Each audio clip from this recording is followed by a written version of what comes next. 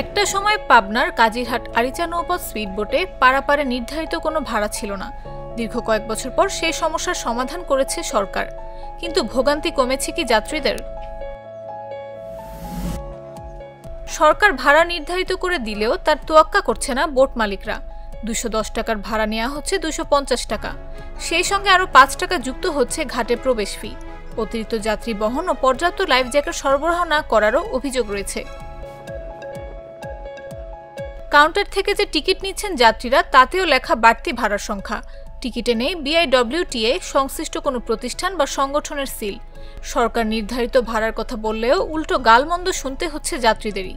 ফলে বাধ্য হয়েই অতিরিক্ত টাকায় টিকিট নিচ্ছেন যাত্রীরা। এখানে নিয়েছে হলো 250 টাকা, আর এখানে যে বসে থাকেন উনি নিয়েছে 5 টাকা, টোটাল 255 টাকা। এটা তো অবশ্যই অন্যায় হচ্ছে, কারণ এটা তো যেহেতু সরকার রেট বেঁধে যদি দিয়ে 210 টাকা, অবশ্যই আমাদের কাছ থেকে 210 টাকা নিতে হবে।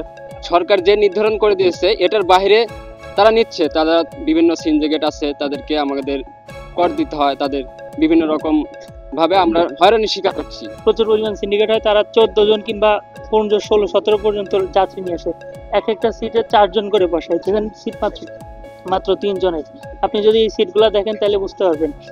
যদিও এক্ষেত্রে ভিন্ন যুক্তি রয়েছে বোট চালক ও মালিকদের। তারা বলছেন প্রতি ট্রিপে একটি বোটের পেছনে ব্যয় রয়েছে কমপক্ষে 3500 টাকা। এক্ষেত্রে সরকার নির্ধারিত ভাড়ায় লোকসানে পড়বেন তারা। তেল খরচ 22 লিটার, 137 টাকা আমাদের তেলের দাম।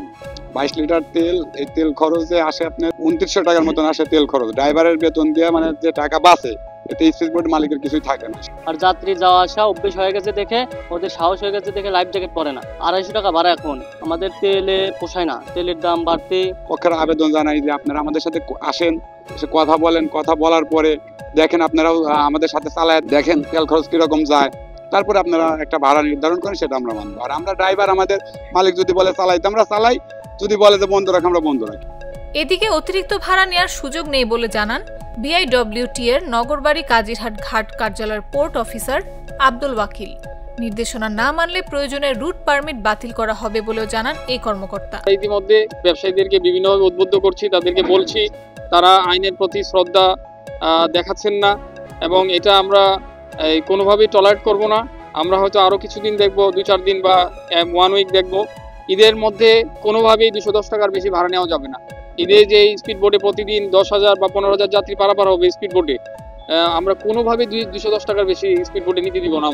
আমাদের সর্বোচ্চ তদারকি থাকবে, এবং আমরা যদি বোর্ডকে চিরতরে যদি এটা রুট পারমিট বাতিল করতে হয়, সেটা আমরা করে দিব। ঢাকার সঙ্গে উত্তরাঞ্চলের কয়েকটি জেলার যোগাযোগ ব্যবস্থা সহজ ও সময় বাঁচানোর জন্য কাজিরহাট আরিচা নৌ রুটে লঞ্চ ও ফেরির পাশাপাশি স্পিডবোট চলাচল শুরু হয়।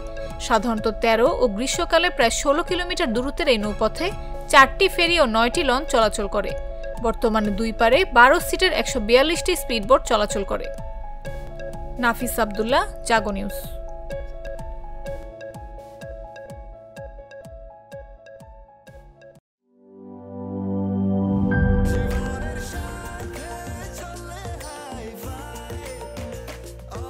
স্বাস্থ্যকর অল টাইম, সব সময় অল টাইম হেলদি লাইফ।